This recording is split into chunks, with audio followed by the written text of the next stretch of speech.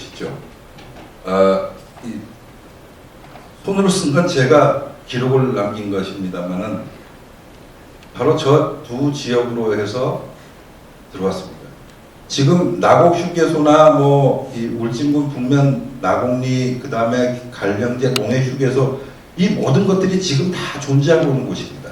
근데 마침 고포 쪽에 나곡리와 고포 사이에는 38사단과 36사단의 경계이기도 합니다. 아주 취약한 곳이죠. 저곳으로 자기 집 드나들듯이 드나듭니다. 그 다음 어떻게 됐나 봅시다. 나곡리에서 들어와가지고는 여러분 여기 보시는 이 화살표들이 선을 보시면 8개입니다. 8개 조들이 쫓겨서 올라간 루트들입니다. 예. 이게 종이로 보니까 갈만한가 보다 하지만 여러분 아시다시피 실제로 이 지역을 가보면 첩첩산중이죠. 이걸 뚫고 올라가고 또 우리는 우리대로 쫓아 올라갔습니다.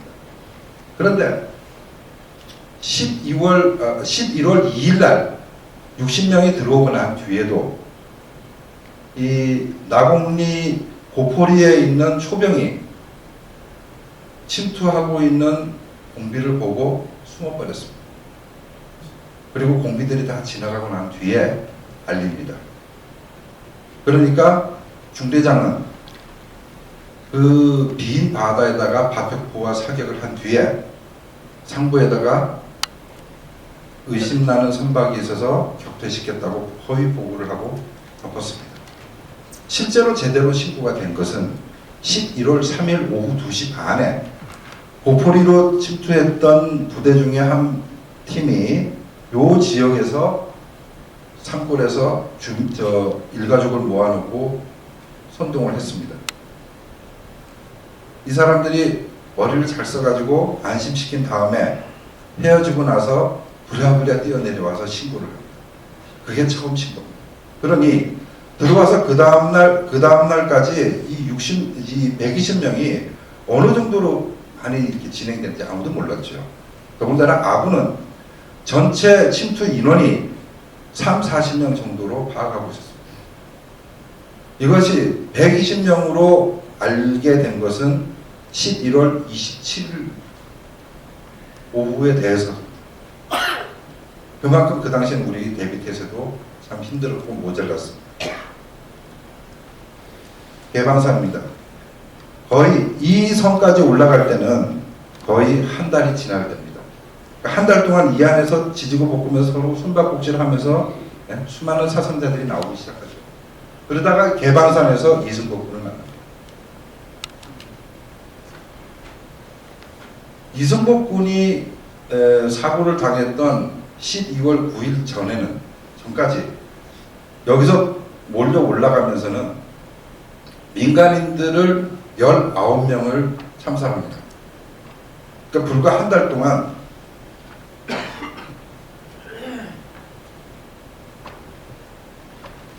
무장공비 소탕작전에 대한 신문 언론 보도들 속에는 할머니가 산에서 돌에 맞아 숨져 나물 캐던 할머니, 또는 우체부가 행방불명이 됐다가 나중에 시체로 발견되고 이런 사건들이 비일비재하게 벌어졌습니다. 그러니까 12월 8일 날에는 승복이가 다니던 학교에서 선생님이 그 신문을 펼쳐 보이고 교육을 합니다. 절대 혼자 다니지 마라. 그리고 낯선 사람을 주의하고 하면서 지금 무장공비들이 이렇게 많은 사람들을 죽이고 있다. 아무 죄도 없는 할머니를 왜 죽이냐. 참 공산당 나쁜 놈들이다. 이 얘기를 하셨습니다. 이 이야기가 어린 승복군의 그 순수한 마음에 그대로 전달이 됩니다.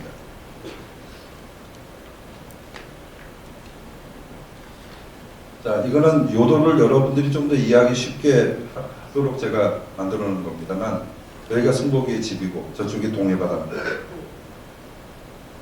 첩첩산중입니다. 11월 3일부터 시작해서 36일 동안, 그래서 12월 8일 이 36일 동안 무장공비 90여 명이 괴멸되지만 우리 아군도 많이 전사했고 민간인은 19명이 사망합니다. 왜 제가 이걸 말씀드리냐면요. 다들 이제 이기적으로 변해간 요즘 세태에는 이승복 기념관에 가서 제가 가만 서 있으면 그걸 보러 온 사람들이 이런 얘기를 합니다. 저 조그만 아이가 공산당이 뭐라고 좋다 싫다 이야기했을까? 그러니까 무조건 공산당 나쁘다고 얘기하라고 주입식 교육을 하기 때문에 애가 저렇게 사고를 당하지. 뭐 이런 식으로 해석합니다. 그러나 사실은 그게 아니었죠. 그 당시 강원도 주민들 입장에서는요, 목숨을 건 그런 상황이었습니다. 자, 다시 승복군의 집입니다.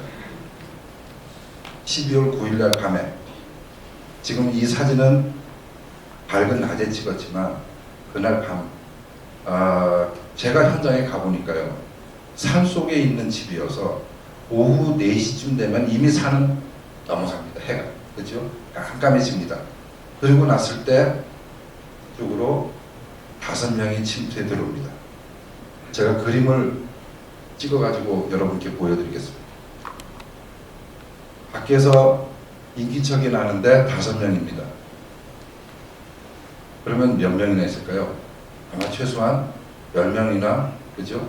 거의 건재하다면 15명까지 있을지도 모르죠. 이 5명이 공작조로 들어가서 이 사람들을 뭐 신문하고 또는 설득하고 회유하고 또는 대동월국시키고 그러려고 이제 들어가는 겁니다.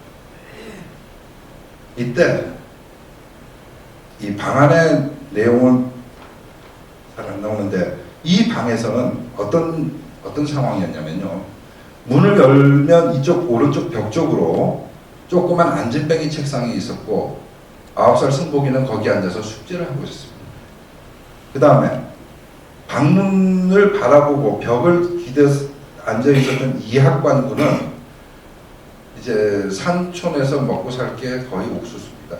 마른 옥수수를 잔뜩 뽑아다가 와가지고 옥수수 알을 까고 앉아 있었습니다. 그 다음 방바닥에서는 6살 승수, 4살 승자 두 어린이가 잠을 자고 있었습니다. 이 옆방에선 어머니 주대하 씨가 매주를 쓰고 있었습니다. 그러면 할머니하고 아버지는 어디 가셨나? 아랫마을에 이삿짐을 발라주러 갔습니다. 왜 갔냐? 무장공비가 자주 출몰하므로 소개령이 내려집니다. 이승복 집도요. 이 집에서부터 200m 위에 또 한 채가 있었습니다. 가장 외딴 집입니다. 그런데 그 집은 한 달 전에 소개령이 내려져서 내려왔습니다. 그러니까 최북단에 있는 집이 되어버렸습니다. 그 상태입니다. 그런데 오후 6시쯤 되니까 밖은 깜깜한데 인기척이 들렸습니다. 옥수수를 까고 있던 이학관이가 문을 열고 누구세요? 했더니 아무 인기척이 없습니다. 몇 번 묻다가 문을 닫았습니다. 아버지라면 올 수 있는 분은 아버지밖에 없는데 아버지라면 저런 인기척은 아닌데 이상하게 생각했습니다. 그리고 잠시 뒤에 이렇게 5명이 접근해 들어옵니다. 들어와서는 2명은 어머니 방으로 들어가고 나머지 3명은 아이들 방으로 들어갑니다. 어머니 방에 들어갈 때 공비는 어머니에게 이거 실례 좀 하겠습니다. 신발 신고 들어가도 괜찮습니까? 어머니 하시는 말씀은 뭐 산골이 다 그렇지요. 추운데 와서 들어오세요. 이게 다였습니다. 그 다음에 이쪽에서는 3명의 공비들이 들어옵니다. 이때 공비들의 차림은요. 아시다시피 10월 말에 침투할 때는 거의 하복에다가 내복 하나 껴입은 게 다였는데 그때부터 날씨는 급격하게 추워졌습니다. 근 한 달 동안을 먹을 거 못 먹고 입을 거 못 입고 쫓겨 다녔습니다. 아무 데서나 옷을 훔쳐서 입었습니다. 여자 옷이든 남자 옷이든 가리질 않았습니다. 그 옷을 대강대강 입고 달려왔습니다. 거기에 무기를 들었습니다. 그들의 표현에 의하면 거지부대입니다. 그런 몰골로 뛰어 들어온 겁니다. 그랬는데 이 방 안에서는 어떤 일이 벌어졌느냐? 맨 마지막에 들어온 공비 하나가 승복이 옆에 앉았습니다. 승복이는 굉장히 짜증난 표정으로 들어온 공비들을 봅니다. 이 승복이를 키웠던 분들을 만나서 얘기를 들어보니까 승복군은 보통 어린이들과 좀 다른 면이 있었답니다. 어릴 때부터 눈동자가 붉은 빛이 도는 그런 아이였답니다. 그리고 대단히 용맹스러웠고 누구에게도 지는 법이 없었답니다. 무려 6살 차이가 나는 형과 싸워도 형이 이긴 적이 한 번도 없답니다. 그런데다가 학교에서는 선생님 말씀을 아주 꼬박꼬박 잘 들은 소년입니다. 그럼 대충 이 아이의 성품은 여러분들이 짐작하실 수 있을 겁니다. 아주 강건한 그런 어린이였습니다.